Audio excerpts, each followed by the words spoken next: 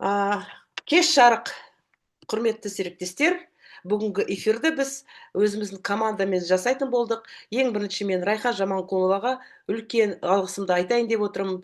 Осы неше жыл бойы жалғыз өзі осы қазақша зұмдарымызды ұстап отырып, жұмадан жұмаға үзбей жүргізіп отырған. Енді қазір көп спикерлар шығып жатыр, осыдан былай одан да көп спикерлар болады деп ойлаймын.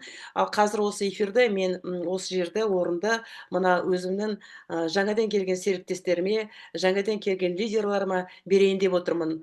Насиба Ибрагимова, Түркістанның лидері, ол өздеріңіз білесіздер, тиктокқа шығып айтқанда осы біздің тағамдар туралы өте жақсы айтып отырған адам, уже қолданып жатқан адам. Сондықтан Насиба Ибрагимова қазір сіздердің алдарыңызға шығады. Екінші спикеріміз Шыңғыз Далханов, естіп жатқан шығарсыңдар, үлкен лидер, уже дәрежеге жетті. Бірінші келе салып ол золото деген дәрежеге жетіп отыр. Енді қазір ол біздің бизнес туралы өзінің көзқарасын айтып, осы эфирға сіздің алдарыңызға шығады. Ал Насиба, мен сенің неңді енді өкінішті орай біздің слайдтарымыз орысша болып қалды. Неге дейсің, қазақша слайдқа қоймағаным, неге дейсің, мына тағамдарымыз қазақша сайтта бәрі жоқ екен. Сондықтан бүгін орысшамен ендігі жолы аударып дұрыстап жасаймыз. Бірақ Насиба қазақша айтады. Қазір мен қосайын. Насиба қосылды. Замзагүл ханым, сізге үлкен алғыс. Даусым естіліп тұр ма? Естіліп тұр, жақсы естіліп тұр. Қайырлы кеш, құрметті ханымдар, қайырлы кеш, құрметті мырзалар. Барлықтарыңызға қайырлы кеш тілеймін. Келіп жатқан 2025 жылы жаңа жылымыз барлықтарымыздың жанұямызға сондай бір бақыт алып келсін деп айтқым келеді. Әрине, бұл компания жалпы өте керемет компания ғой. Негізінен есімімді айта кетейін, менің есімім Ибрагимова Насиба, Түркістан қаласының тумасы боламын. Әрине, бұл компанияға келуімнің бірден бір себепшісі менің спонсорым Шыңғыз Далханов мырза. Неліктен мен осы компанияны таңдадым, неліктен мен басқа компанияларды таңдамадым? Потому что бірінші очередте бұл клеточный питание өте керемет. Сондай-ақ біздің клеткамыздың азық ауқаты, қорегі деген сол маған қатты ұнады. Екіншіден айтатын болсақ, маған бұл компанияның сертификаттары өте қатты ұнады. Неге? Потому что барлық сұраққа сондай бір дайын формат түрінде сертификаттары ұнады, сертификатталған. Және де осы компанияның ашып отырған Ричард, сосын жаңағы Лим Патман деп айтамыз, сол кісілердің жаңағы өмір баяндарын көріп оқып, одан кейін 8 жылдан бері сондай керемет нарықта жүрген компания болғандықтан, әрине мен басымды идім десем болады. Себебі қазіргі таңда білесіздер, көп компания ашылып жатыр, оған мәз боламыз, бірақ қайтадан жауып жатыр, әртүрлі өзгерістерге байланысты. Және де бұл компанияның маған ұнағаны, әртүрлі мемлекеттерде өсіп жатыр. Соған қарамастан 110 мемлекет, 100-ден астам деп айтсақ болады, 100-ден астам мемлекеттерде өсіп жатыр осы компания. Сонысы маған қатты ұнады. Және де жылдан жылға жаңа технология дамып жатыр. Сондай керемет, жылдан жылға әртүрлі біздің именно ағзамызға керекті өнімдер шығып жатыр. Сол жағы маған қатты ұнады. Әрине, енді клеточный питание. Жалпы айтқанда, клеточный питание білесіздер, бұл барлығымызға қажет. Қорек деп айтамыз. Егер де біздің клеткаларымыз минералдарға бай болатын болса, егер де біздің клеткаларымыз сондай витаминдерге толы болатын болса, әрине бізде ешқандай бір жаңағы проблема деп айтамыз, ешқандай бір проблема туындамайды, және де сізде бір күшті аты жаман ауруға алып бармайды деп айтқым келеді. Ең бірінші айтатын болсақ, бұл компанияда өзімнің зерттеуім барынша 20-дан астам продукция бар екен. Но соның ішіндегі ең керектісі, әрине бірінші очередте базовый продукт.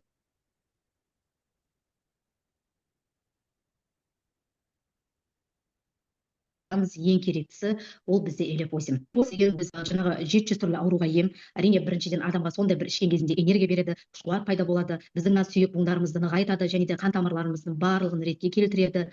Егер де давление болатын болса, давленияларымызды нормаға келтіріп береді, одан кейін біздің сүйек буындарымызды қатайтырады. Және де айтатын болсақ, егер де жаңағы сахарный диабетпен ауыратын болсаңыздар, әрине қаныңыздағы шекерді жояды, және де қандағы холестериннің барлығын жояды деп айтқым келеді. Тағы да айтатын болсақ, кожный заболевание деп айтамыз, тері аурулары. Мысалы, біреулерде псориаз болады, біреулерде экзема болады, немесе витилиго болады. Вот сондай күрделі аурулардың барлығын жойып отқан бізде осы именно элефосин өнімі деп айтсақ болады әрине. Одан кейін женский проблема болады, әйелдерде кистомиома, эрозия, полип деп айтамыз. Соның барлығын қанның тазалану барысында рассасывать етіледі мұның барлығы. Сондықтан олар былайша айтқанда жоқ болады, жойылады. Одан кейін біздің памяттеріміз, есте сақтау қабілеттілігімізді, ұмытшақтық деген сондай бір жаман аурулардың барлығын жояды. Және де элефосин бізде екі түрде болады. Біріншісі капсула түрінде, екіншісі саше түрінде болады. Әрине, жаңағы сладкий элеф деп айтамыз. Оны негізінен бізде көп адамдар ішеді, бірақ основной балдарға беруге өте қолайлы. Себебі балдарда да әртүрлі ауру бар, и соған қарамастан балдарда да жаңағы потеря память деп айтады, ұмытшақтық ауру, соның барлығын восстановление жасайды. Енді бұл элефтен не только сыртқы ағзамыз, біздің бүткіл ішкі ағзамыздың барлығы тазаланады. Сондай бір керемет жаңағы қасиеті бар, өте жақсы өнім деп айтсақ болады. Әрине, бірінші элефтен бастаймыз. Қандай ауру адам болмасын, тіпті сау адамның өзі элефтен бастап ішсе болады. Әрине, бізде енді келесі өнім ол рестор деп айтамыз. Акселер рестор және акселер слип деп айтамыз. Жалпы акселер бұл біздің детокс деп есептесек болады. Акселер екіге бөлінеді. Бірінші акселер рестор, екіншісі акселер слип деп бөлінеді. Акселер рестор дегеніміз не нәрсе? Бұл әрине ағзаңызды тазалайды. Сондай-ақ ішкі ағзаңыздың барлығын тазалану барысында сіздің жаңағы ЖКТ дұрысталады, жаңағы қалай айтсақ болады тағы да. Іш қату проблемасы болатын болса, запор сондай мазалап жүрген болса, бүткіл іштегі токсин шлактың барлығын айдайды. Әрине, бұл орайда айтқым келеді. Негізгі ауру адам, мысалы, бүгін барып бір диагнозды естіп, сол диагнозды қойып берген болса, например, врачтар, соны мен ойлаймын, көп адам акселер сұрамайды. Біз өзіміз айтып түсіндіргенде ғана алады. Потому что, ой, бұл керек емес екен, только очение екен, только ұйықтатады екен, керек жоқ деп айтады.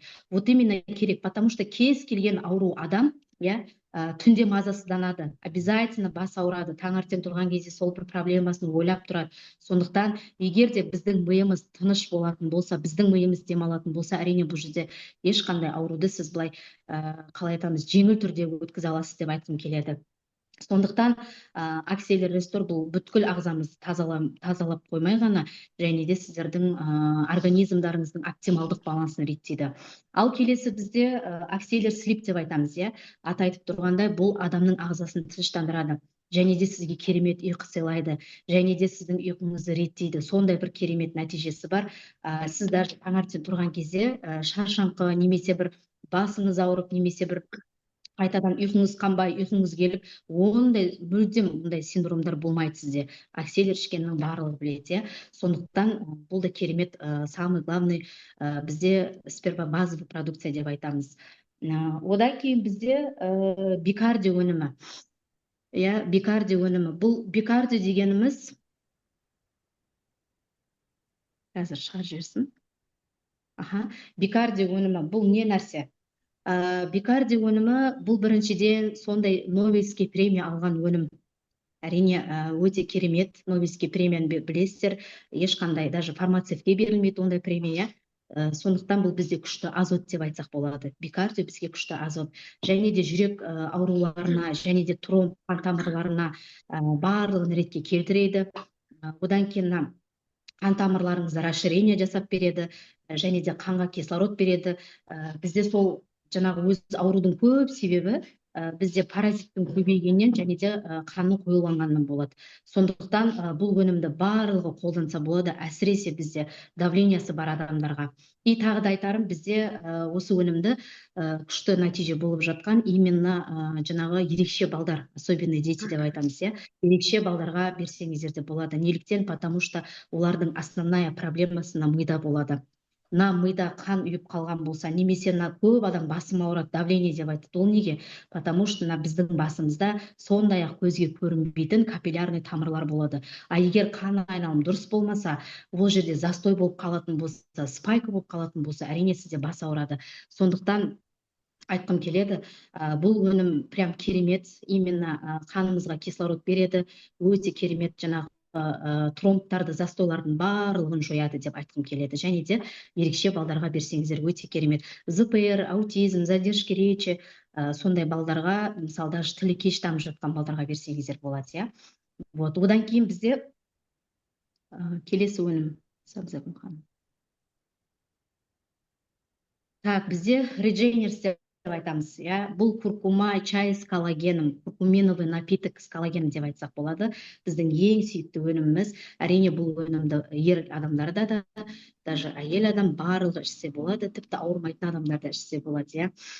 Куркума негізінен бізде табиғи гормон деп айтсақ болады, өте сильнейший антиоксидант десек болады, тағы да противовирусный деп айтсақ болады, иә. Себебі куркума бізде қанымызға өтіп кеткен, қанға сіңген сондай инфекция, бактериялардың барлығын жоя алады куркума именно.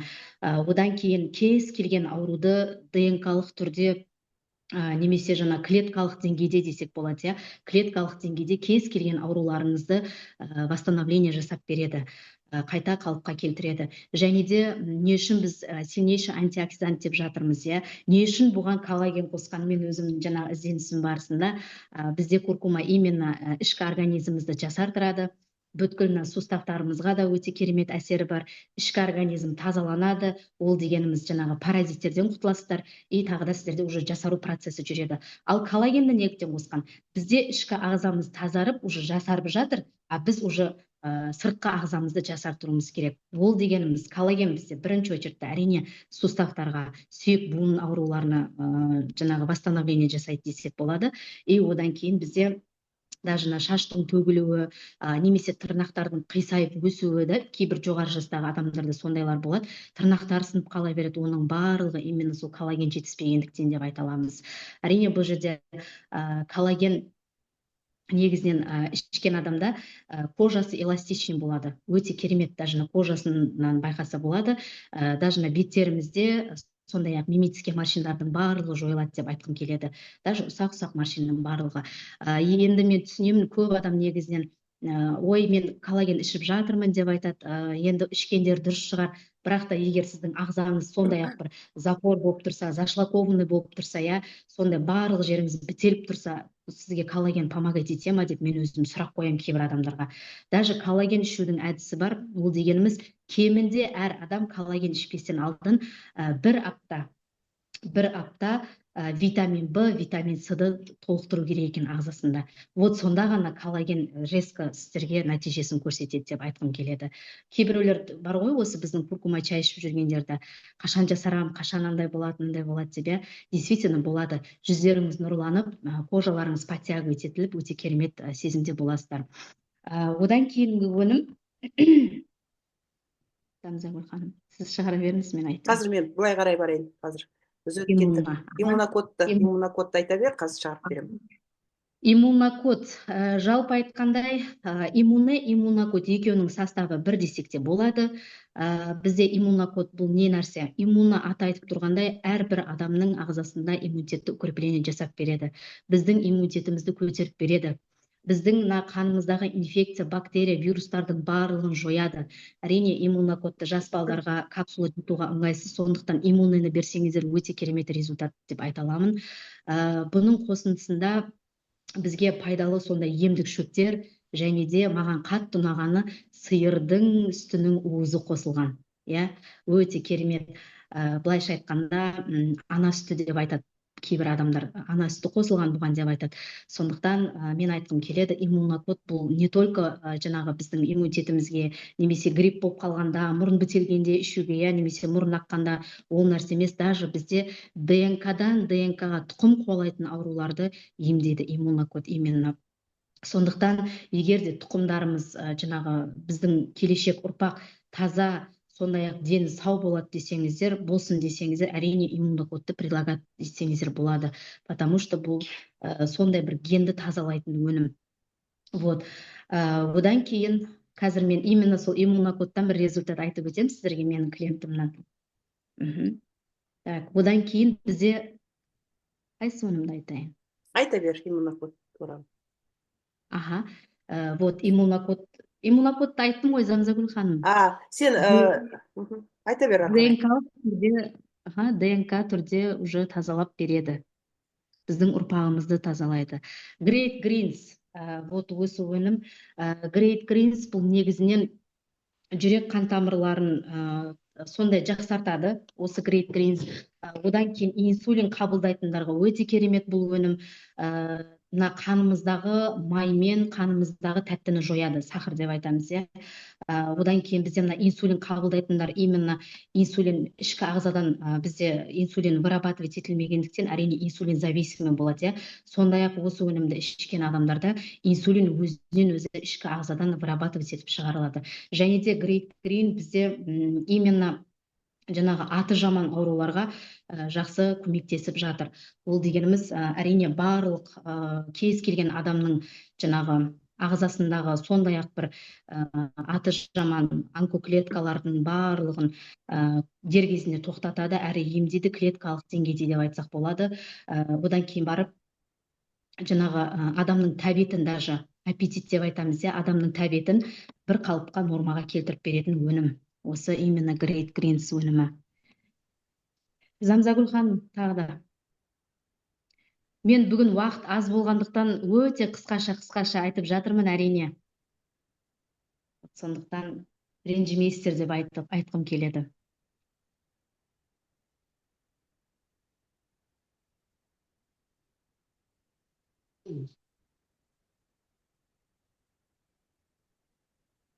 Мен тағы да Замзагүл, дринк-шринк қостыңыз ба?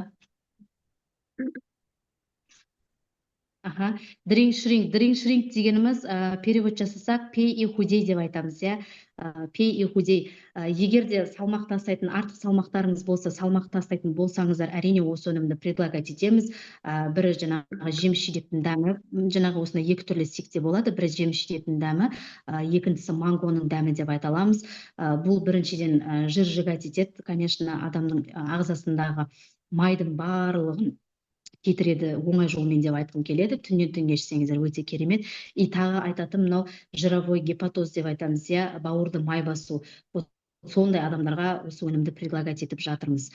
Себебі көп адамдар жировой гепатоз, қарынның созылуы сол күйіне жүре береді негізінен. Бірақ мен айтар едім, ол жақсы ауру емес, потому что мен өзім бауырдан әбден зақым көрген адаммын. Сондықтан май басқан бауырдың өзі өте зиян болады.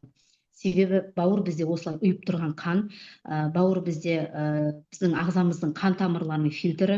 Тағы да айтатын болсақ, егер де сондай бір ұйып тұрған қанның үстіне какой-то бір грамм, миллиграмм май басатын болса, әрине біздің бауырымыз уже ол майдың өзін салмақты көтере алмай трещина пайда болады. Ал ол трещина пайда болды деген уже мына сүйрес печеннің бірінші, екінші жаңағы степень болып есептеледі.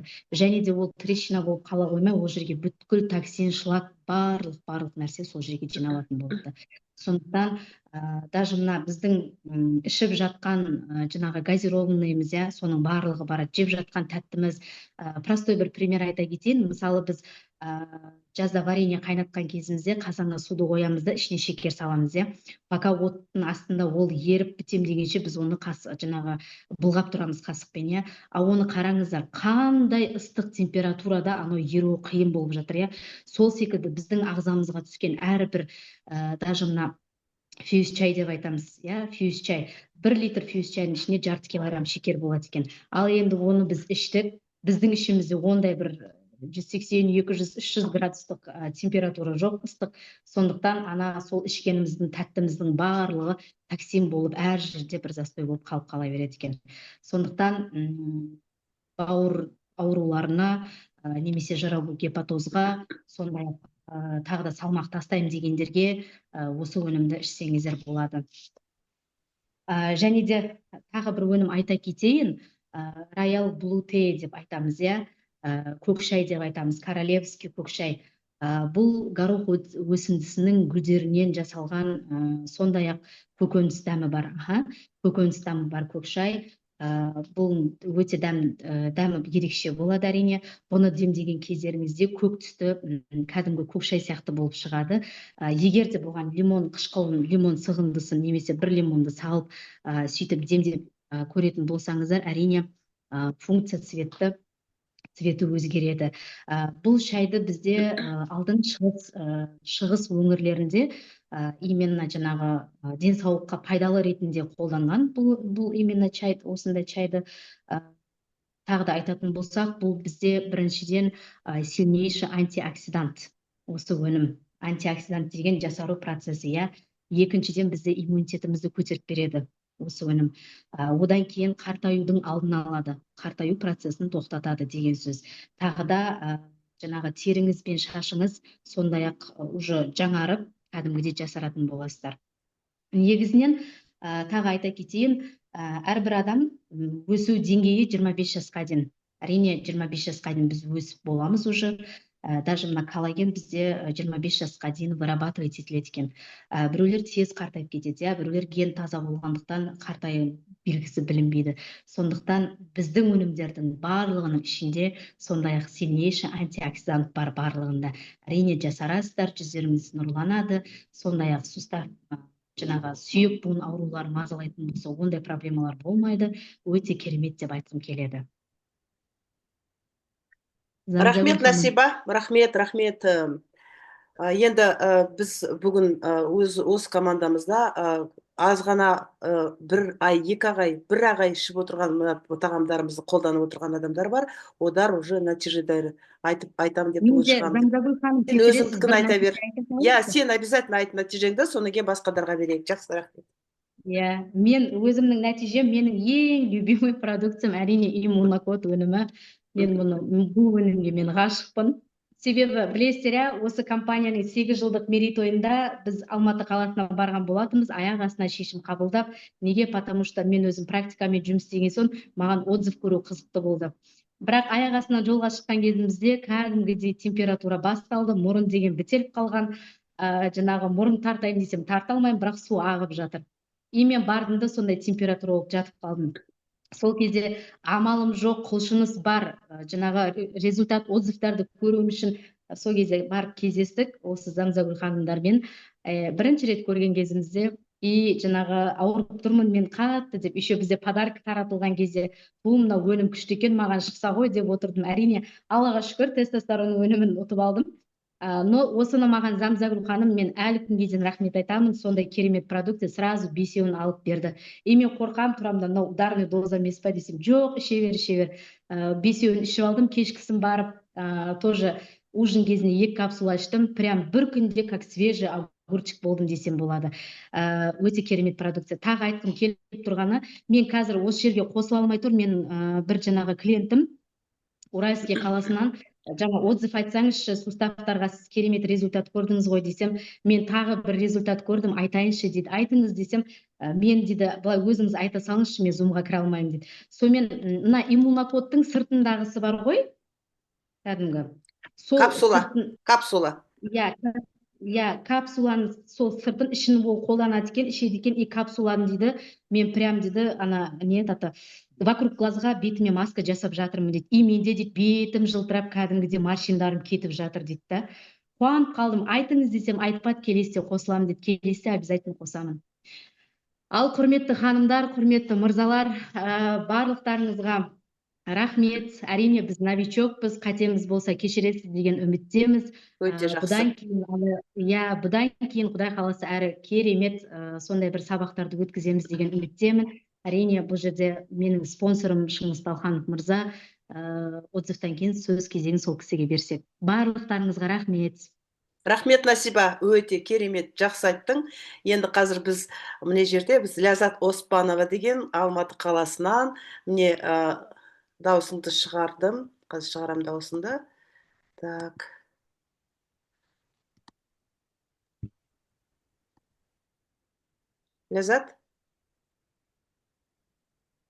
Ләззат, алдың ба микрофонды? Алмай тұр, қазір тағы да.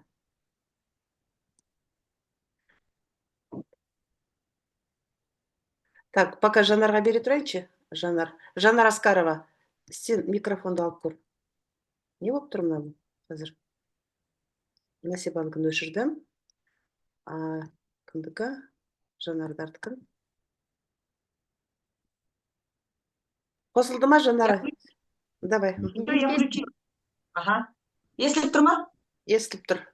Баршаңызға қайырлы кеш. Сіздерді көріп отырғаныма өте қуаныштымын. Бәріміз бір үйдің адамындай болып қалдық. Күнде эфирде отырамыз осылай 5 күн аптасына. Бүгінгі керемет сәтті күнмен тағы құттықтаймын.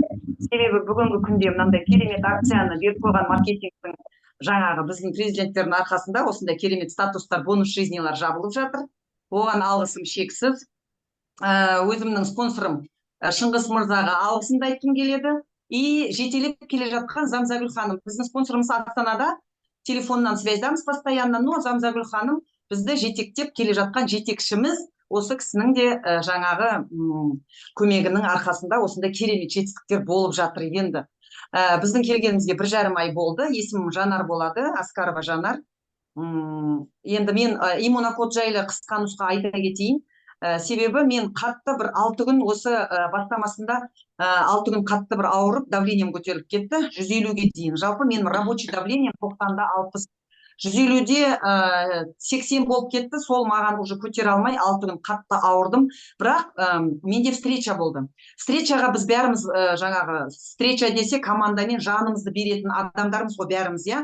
Сол встречадан қалмауым керек болды. Өзім түрім қашып кеткен, әйтеуір қалай болса да встречаға баруым керек деп бардым. Сөйтіп отырған кезде Замзагүл ханым отыра қалды да бірден 6 штук иммунокодты қолыма берді. Сөйтті да мен басымды көтере алмаймын енді. Қабағым түйіліп кеткен, айтты стакан кипяток сұрап алды, соған сал деді. 1 стакан кипятокқа 2-уін ішіне саласың деді, араластырып ашып, 2-уін жұтасың деді, 2-уін чайнап жейсің деді. В общем, осы кісі қалай айтты, солай жасадым. 5 минут, 10 минут өткен жоқ, қабағым шайдай ашылды ғой.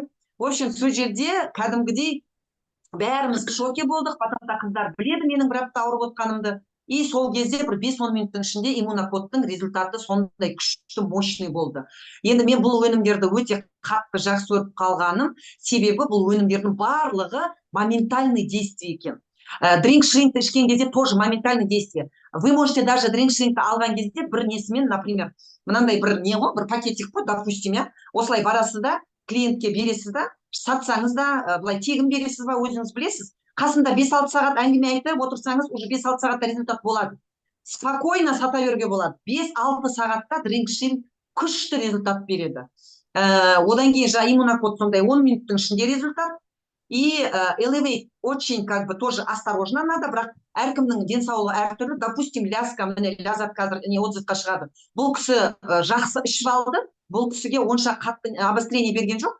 Ал менде давлениеге жаңағыдай обострение берді. Мне, оказывается, надо по пол капсулы пить. А другим людям можно и 1 капсуламен ішсе де болады. Ешқандай не жоқ. В общем, өзі әркім организм нужно слушать и нужно пить так, как организм вам подсказывает. Сондай ішу керек екен.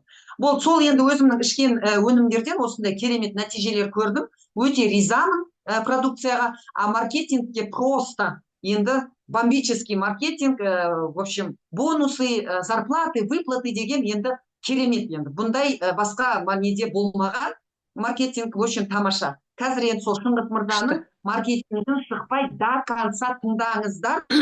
Өте солай сұранам, потому что ол кісі барлық маркетингтің егжей-тегжейін шығарып, кәдімгі жілігін шағып, ашып, қабырғасына дейін бәрін сіздерге айтып береді. Поэтому ни в коем случае шықпаңыздар, если хотите зарабатывать огромные деньги. Рахмет, рахмет. Жанара зажигалка, рахмет саған, рахмет, өте жақсы нәтижелерің. Как будто Замзагүл қалтасына иммунокодты салып жүреді екен да, елдің бәріне таратып жүреді екен. Так, қазір. О, жаңа Ляззаттың несі ашылып еді, енді қайтадан.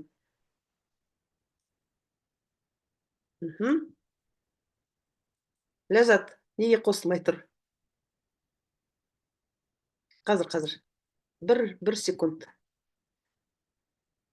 Шыңғыс, пока қолын көтере бер. О, мынаған не болды бүгін? Қазір, секунду.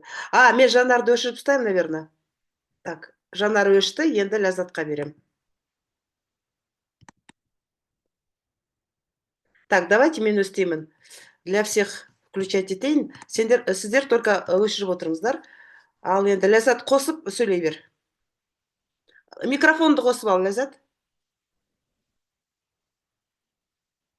Міне. Естілдім ба енді? Естілді. Ой, жақсы болды. Жарық әріптестер. Өте қуаныштымын. Келе жатқан жаңа жылдарыңыз құтты болсын барлығыңызға. Табыс тілеймін. Мен өте қуаныштымын сіздермен танысқаныма. Ләззат есімім. Жасым 50-де. Келгеніме ноябрьдің 1-інде 2 ай болды, 2 ай болды. Менде андай керемет өзім бұрын баттарды көп ішкеннен кейін. Ой. Айта бер, естіліп тұр, айта бер. 58-ді іштім. Жанар спонсорым берді да.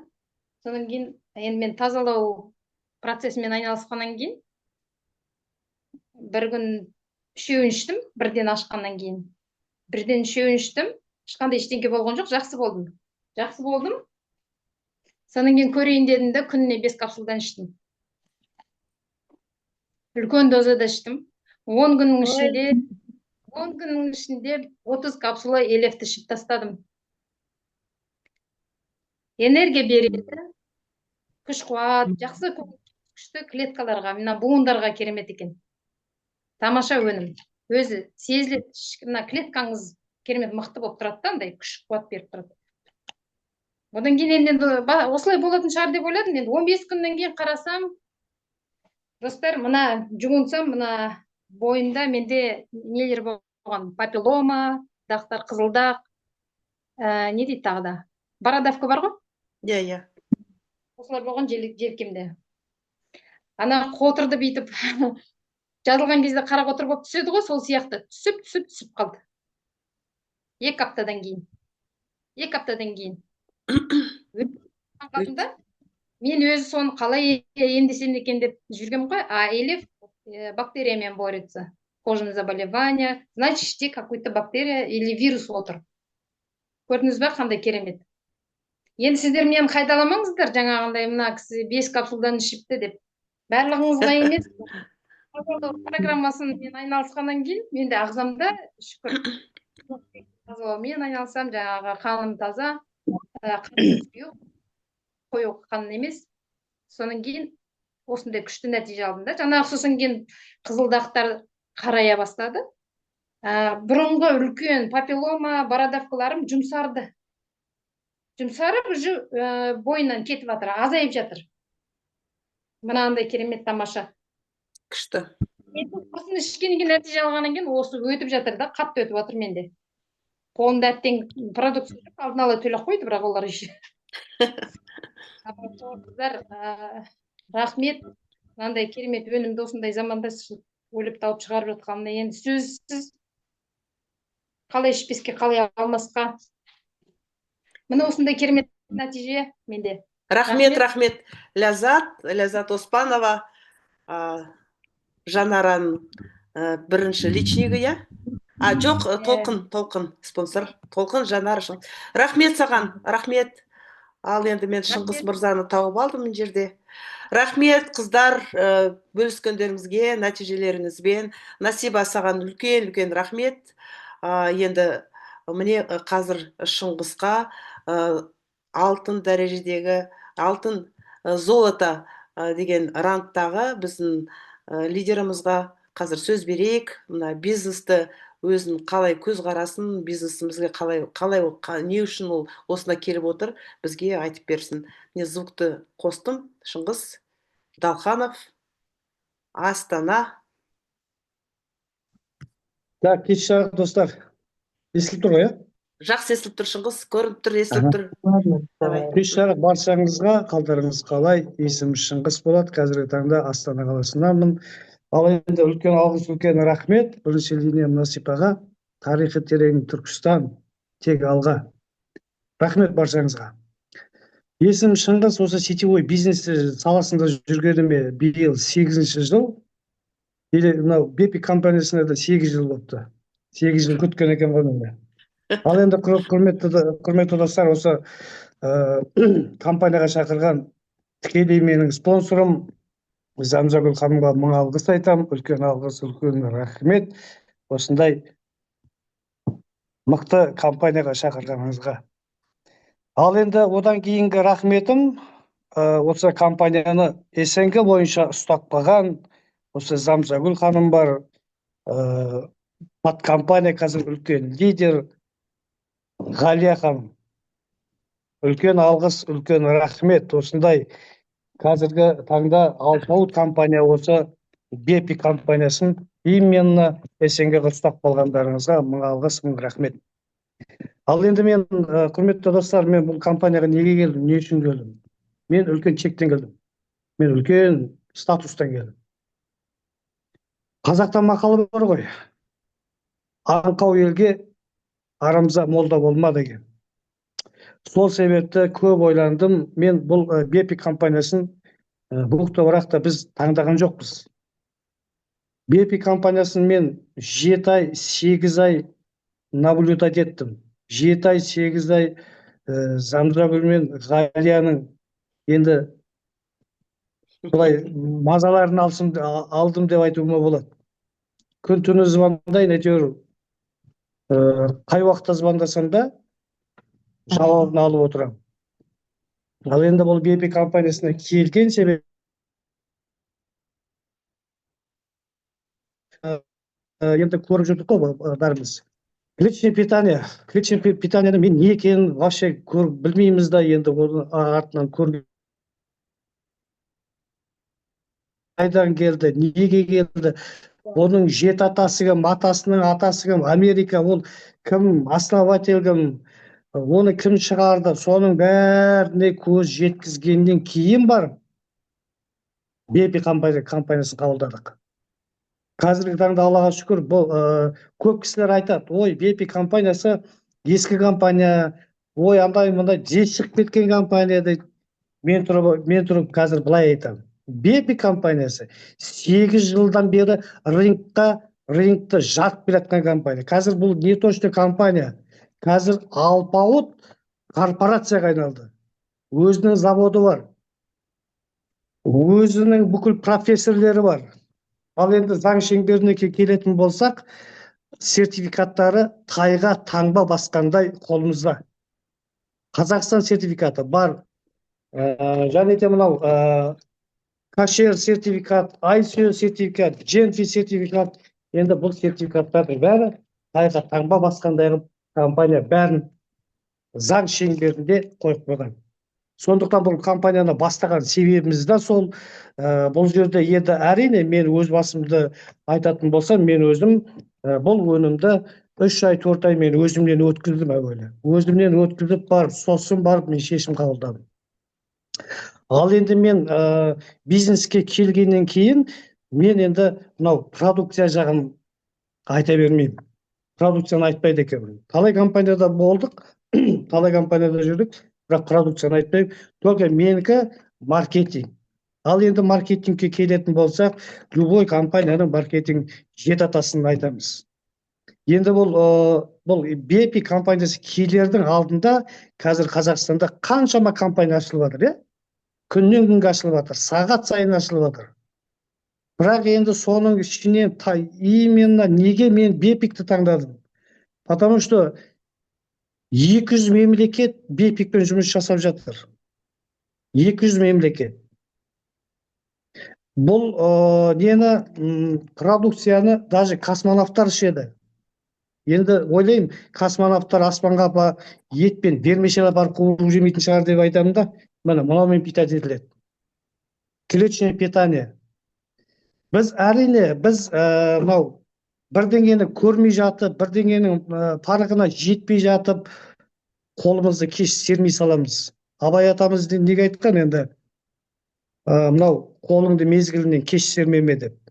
Қазіргі таңда енді мынау СНГ болсын, мынау бүкіл Европа болсын, не то что СНГ, қазір Европа мемлекетінде мынау клеточное питание бұл бірінші жүреді. Ал маркетингке келетін болсақ, қазіргі бүкіл СНГ, бүкіл Европаны жарып жатқан осы именно Бепикті маркетингі деп айтылады. Өйткені бұл маркетингке мен келердің алдында қаншама маркетингті көрдім. Қаншама маркетингті күндіз түні отырып санадым. бепиқа кең келетін маркетинг жоқ. 100% айтамын. Өйткені неге? Өйткені бепи компаниясы бұл минимальный партнерский пакет. Ойлаңыздар, партнерский пакетке компания акция беріп тұр. Көп компания акцияны қайда береді? Үлкен VIP пакеттерде береді. Или 200 мыңда тұруыңыз керек, или 300 мыңда, или 400 мыңда, или 500 мыңның пакетінде тұруыңыз керек. Сонда барып сізге акция жүреді. А именно мынау партнерский пакетке акция беріп тұрған номер 1 компания деп айта аламын. Сетке компания 60%-ін беріп тұр. Неге беріп тұр? Өйткені компания өзінің заводы бар. Бүкіл дүние жүзіне қазір танылып келатыр. Осыған дейін компания болса, қазір корпорацияға айналып келатыр. Сондықтан құрметті достар, қысқа нұсқа айтайын. Қазіргі таңда енді осы бепиктің продукциясы, бепиктің маркетингінен артық маркетинг жоқ. Енді қазір сіздерге мен нені маркетинг планды қысқа нұсқа түсіндірейін, я?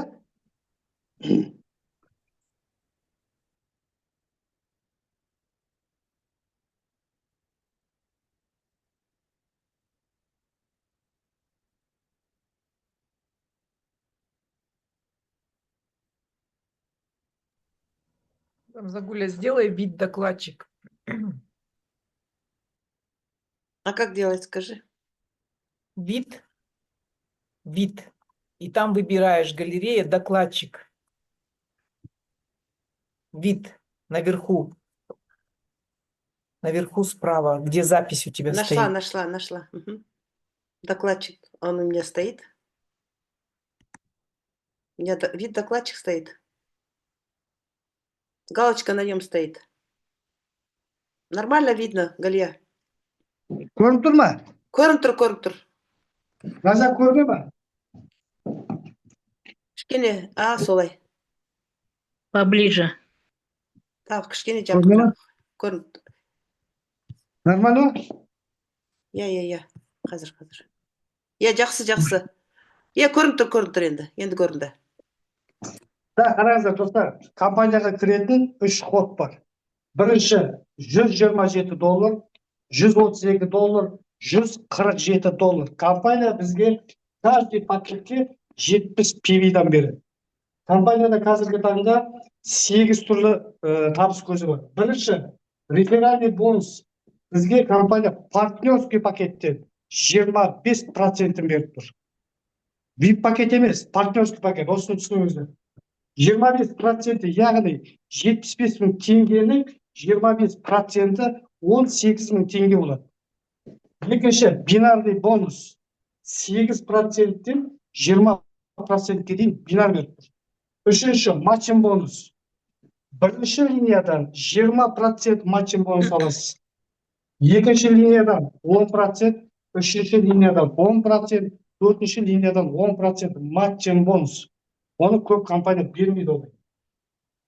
Одан кейін 7500 PV товар оборот берген кезде сіз мировой товар обороттан 2%-ін төлейді компания. 75 мың товар оборот емес, 7500 PV ғана. Мировой обороттан 2%-ін аласыз, плюс $1000 премия беріледі. Ол премия біздің вышестоящий спонсорлар Галия ханым, Замзагүл ханым, тағы да мақта лидерлеріміз бар. Сол кісілерден алатын бұл премия. Одан кейінгі табыс көзі, қараңыздар достар. Көп компанияда бинарный бонусқа ограничение қойып қояды. 2 миллион, 2,5 миллион, ең мақтағанда 3 миллион бинарный бонус аласыз аптасына. Ал енді компанияда аптасына 9 миллион бинар беріп тұр. Жаса товар оборотын қанша алдын келеді, пожалуйста, бинарный бонус ограничение 9 миллион аптасына. Одан кейінгі бонус алтыншы ол 2 по 2. 2 по 2 жасайсыз, $100 беріледі. 3-те 3 жасайсыз, $300. 4-те 4 жасаған кезде $500. 5-те 5 жасаған кезде $700. Қараңыздар, бұл автоматом кетеді. Қазір өзім бинарды түсіндіріп қалай екен. Одан кейінгі табыс көзі, так, былай бұрайын. Нормально көрініп тұр ғой? Көрініп тұр. Көрінді. Одан кейінгі табыс көзі ол жаңағы структур не болды. Мысалға сіз жаңағы статус жапқандардағы бинарға берілетін проценттер. Сіз мысалға серебро статусын жабасыз, 1000 балмен қысқа жақтан беріледі, любой жерде. 1000 балмен жапқан кезде сізді бинарға берілетін 10% береді. Екінші статус 2500 товар берген кезде 12% береді. Үшінші платинаны жапқан кезде 5-те 5 13% бинардан аламыз. Одан кейінгі бриллиант статусын жапқан кезде 7500 15% бинардан аласыз. 15% бинардан бұл жерге плюс не қосылады? 2% мировой оборот қосылады. Плюс тағы да бұл жерге қосылады $1000 тағы қосылады. Премия. Достар, қараңыздар. Мынау 7500-дің оборотында 7500 PV берген кезде сізді 1.100.000, 1.200.000 табысқа шығып кетесіз. Енді қараңыздар. Так, одан кейін мынау бинар қалай жүріледі? Көрініп тұр ғой? Көрініп тұр.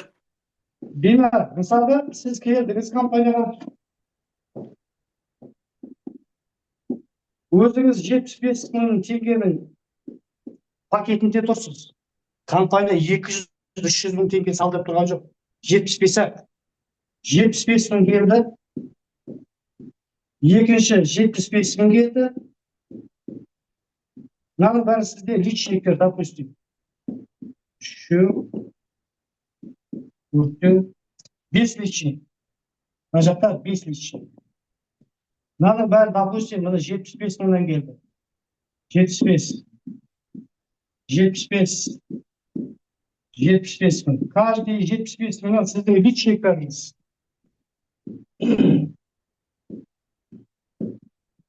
$75.000 тіркелген кезде компания бізге не береді? Бұл жерде қараңыздар, достар. Каждый партнерға 25% беріп тұр. 25%.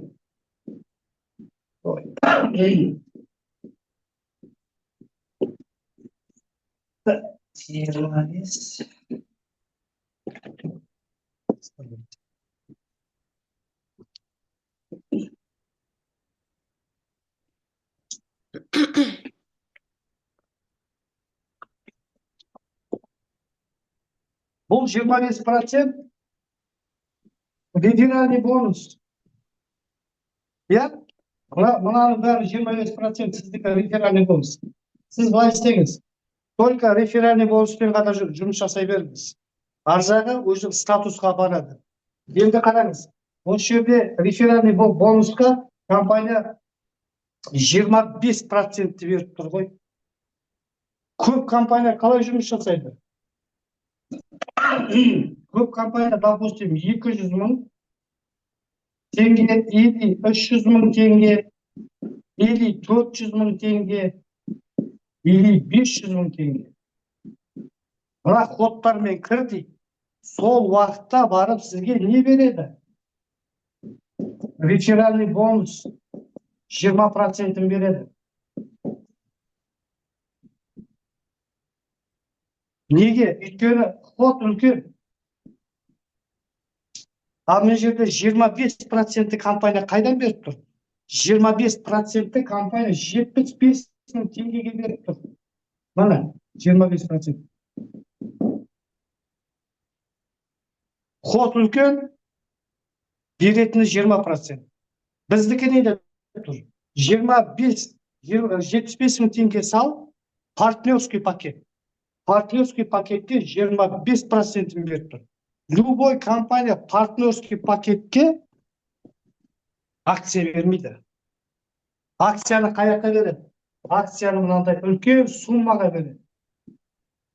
Ал енді мына жерде реферальный бонусты алу үшін 20% дедім ғой. Басқа нелерді, компанияларда. Енді қараңыз, осы жерде сіз мынандай үлкен пакетке салып, бинарный бонусты 10% үлкен пакетпен аласыз. 10% бинарный бонус мына жерге береді. 10% бинарный бонусты алу үшін сіз 400 мыңның пакетінде тұруыңыз керек. Сонда ғана сізге компания жаңағы рефералканы 20% береді, бинардан 10% береді. Қазір енді уақыттың шектеуліне байланысты кішкене қысқартып айтайық, өйткені разбор маркетинг оны кейін жасай береміз. Қазіргі таңда СНГ-да номер 1 маркетинг Бепикта. Құрметті достар, құрметті команда, бұл компанияға біз тегін келген жоқпыз, біз жай келген жоқпыз.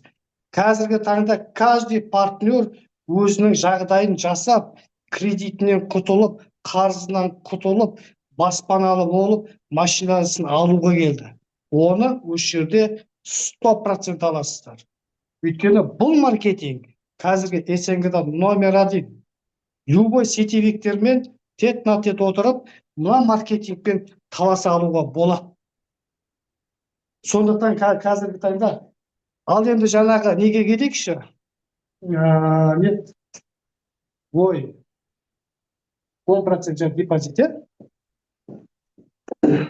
Көп компания неге 10% депозитке құмар?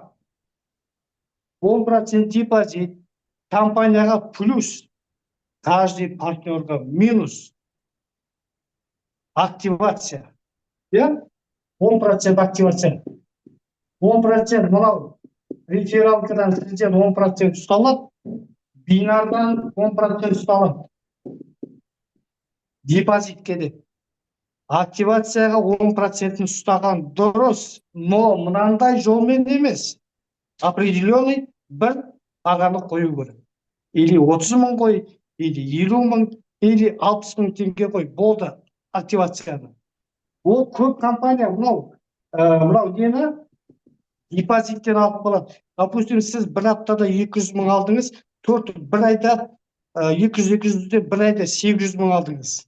Уже сіз 80 мың теңгені депозитке құйып тастадыңыз. Ол активация. Дұрыс қой, активация жасаған дұрыс емес демеймін. Бірақ сол активацияны компания неге бинарға бермейді? Бепик не деп тұр? Бепик любой активация жасалғанды бинарға беріледі. Сіз қай статуста тұрсыз, сол статустың бинардың жаңағы или 12%, или 13%, или 15% ал деп тұр. Сондықтан қазіргі таңда ойбай көп компания былай істейді. У нас нету активация, но у нас есть повторный покупка. Құдай-ау, повторный покупканың сол активация ғой. Жарайды, жаса, дұрыс, жасасын. Но 200 PV-ді, допустим, жасалды. Осы 200 PV-ді бинарға беру керек. 200 PV-ді бинарға беру. Мына біз жаңағы пассивный доход, активационный бонуста тұр. Негізі достар, қараңыздар, мен неге келдім бұл компанияға? Маған мына проценттер қызық емес. Маған қызық не нәрсе? Маған қызық повторный покупка. Повторный покупка көп компания 3 линияға дейін береді, или 5 линияға дейін береді, или 10 линияға дейін ғана береді, болды, аржағын тоқтатып тастайды. А по факту келген кезде активационный бонуста үлкен доход активацияда жатыр. Активационный бонуста жатыр. Соның кейбір компаниялар процентін береді, ал бұл жерде процентін емес, PV-дің өзін береді. Сондықтан үлкен доход активационный бонуста. Біз қазір Бепик компаниясын осы активационный бонусты бірінші линиядан миллионшы глубинаға дейін берем дегесін келдік. Сондықтан, құрметті достар, қысқа нұсқа осы ғана, ары қарай айтуға болады. Енді қазір уақыттың шектеулігіне байланысты Кішкене сұрақтарыңыз болса қойып жіберіңіздер, айтып жіберейін. Тамда. Өте керемет, Шыңғыс, сұрақтарыңыз бар болса, мына жерге чатқа жазып жіберіңіз, не болмаса микрофонды қосып қойсаңыз да болады. Тезірек, иә, былай, или чатқа жазсаңыздар. Мына сияқты подача өте керемет, Шыңғыс. Так, сұрақтарыңыз бар ма, жазыңыздар. Микрофондарыңыз қосып айтыңыздар. Айтады. Рахмет Шыңғыс аға, көп рахмет. Жақсы түсіндірдіңіз енді. Бәрі четко. Рахмет. Кімде сұрақ бар, достар, қойыңыздар, ұялмаңыздар. Бұл бизнес болғаннан кейін сұрақ қойылады, сұрақ қойылу керек. Қойыңыздар сұрақтарыңызды. Шыңғыс февральдан бастап сұрақ қойды. Жазға дейін, күзге дейін. Сол сұрақтың арқасында мен айтам, қазір маркетингті мен жақсы айтушы едім, қазір Шыңғыс менен де жақсы айтады. Шыңғыс маркетингті айтқанда мен өз алдыма отырам, тыңдап. Бұлай, шын айтқанда, сен дұрыс айтасың, кейбір компанияларда активация жоқ деп соған шақырады ғой халықты. Сол дұрыс емес, соны сен халықтың көзін ашқаның өте дұрыс, конечно. Сұрақтар жоқ, оңкой огни, Шыңғыс. Ойбай, наға деді, ойбай, біздікінің бәрі маркетолог болып кетті ма, Құдай-ау. Молодцы. Жоқ, негізі сұрақ қойылу керек. Сұрақ қойылу керек. Неге десеңіз, қазір маркетингтер бірінен өтіп жатыр, иә? Бірақ былай қарап тұрсаңыздар, көп маркетинг реферальный бонустан 10% алады. Бинарный бонустан 10% алады. Мен ойлаймын да, почему компания реферальный бонус бірінші табыс көзі, бірақ соның 10% алып тұр. Дұрыс. Көп компания сіздің қалтаңызға қолды мынадан емес, мынадан салып тұр. Өйткені ол бірінші доход. Сіздің бірінші доходыңыздан компания не имеет право 10% депозитке ұстауға. Еще 250 мыңға дейін сізден айына 250 мыңға дейін депозитке деп ақшаны жинай береді. Хорошо, жинасын. Енді сол депозиттен повторный покупканы шығарған кезде біз депозиттен шығарамыз ғой енді. Сол кезде сол PV-ді почему обратно мынау бинарға неге бермейді? Бірінші, екінші, үшінші, төрт, 5 линияны ғана береді. Қалған линия кімдікі? Ол сіздің командаңыз, сіздің маңдай теріңіз. Ол команданы құра беру сетевиктерге оңай емес. Біреу сенеді, біреу сенбейді. Біздің мысалға сетевиктер біздің өзімізге, көзімізге қарап келмейді ғой. Санайды, не бар, не жоқ. Халық, мен бұл компанияда қабылдайтын кезде, мен әуелі осы мына кодтарға қарадым.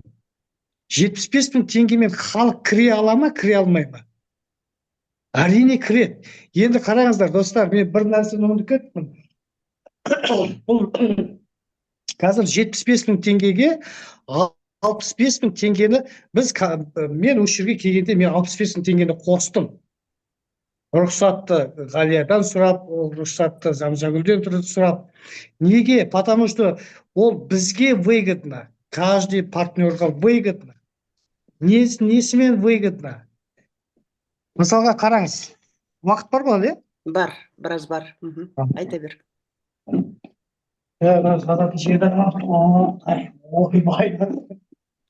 Андағы өшпейтін талмастер ғой. Өшіме. Контракт, сен контракттар туралы айтайын деп тұрсың, иә, контракт? Нече? Өшіріп аламыз. Не айтып отырмын? Контракт, қостым дедің, екінші пакетті. Бірінші покупкаға. Қараңыз. Хорошо, қараңыздар. Сіз 75 мыңмен келдіңіз. Сіздің партнер 75 мыңға тіркелді. Сізге не түседі? Сізге 38 мың теңге түседі. Біріншіден. Осы жерде 3 пакет продукция алады. Одан кейін мына кісі қайтадан повторный покупка сразу жасап жібереді. Енді қайда емес, моментально. Моментально, иә. Не үшін? Екінші жасаған кезде 75 мың салмайсыз. 65 мың теңге саласыз. 65 мың теңге салдыңыз, мына жерге 4 продукция тағы қосылады. Итог сіз 7 продукцияны сіз аласыз. Енді сіздің жаңағы спонсорыңызға не түседі? Мына жерде 18.000 теңге түсті ғой. Плюс бинарға 84 4 PV түседі. Көрдіңіз бе? Сонда қараңыздар достар. Екі жеп биге шығып тұрмыз ғой. Ол компания оған ұтылмайды. Бұл мынау 65.000 теңге компаниянікі емес. Компаниянікі 75.000 теңге. 65.000 теңгені әрине қалтаңыз көтерсе қосыңыз. Қалтаңыз көтермесе, пожалуйста, 75.000-мен айдай беріңіз деп тұр компания. Мынау біз 84 PV-ді сразу алу үшін бірінші очередь. Екінші очередь, мынау 18.000 теңгені алу үшін үшінші 7 продукцияны сіз компаниядан сразу аласыз. Енді мен ойлаймын, анау Америкадан ұят қой, 3 продукция берші деп тұрғаны. Қазақтар алса өзі бірақ алады ғой өзі. Сондықтан қараңыздар достар. Мынау көп компанияда 450-ді қояды жаңағы неге долларға, 450, 500 болды. Осы екі курспен ғана аласыз. Егер ертең курс 600-ге көтерілетін болса, сіз доходты 600-бен аласыз. Осыны ұмытпаңыздар. Плюстары өте көп. Енді қазір уақыт кішкене не болып тұр? 1 сағат 10 минуттай болып өтті ғой, тез. Жақсы. Өте жақсы. Шыңғыс, түсінікті? Ойбай, асықтырып жібердім бе? Жоқ, жақсы сұрақтар. Міне жерде саған подсказка беріп жатыр, что бізде компрессия бар, обгон жоқ дейді. Бірінші линиядан біз бірінші линияға привязка жоқ бізде. Енді сен қанша мына маркетингді қаздың февральдан бастап қаздың, жаздай қаздың осы маркетингті. Сонда сен подводный тастарды таптың ба? Сонда сұрақ менде. Таба алмағасын келдік қой. Қатты іздедің, подводный тастар бар ма деп. Құрметті команда, бұл қазіргі таңда мынау компания күннен күнге ашылып отыр ғой. Қазір енді біз халықты дұрыстау компанияға апаруымыз керек.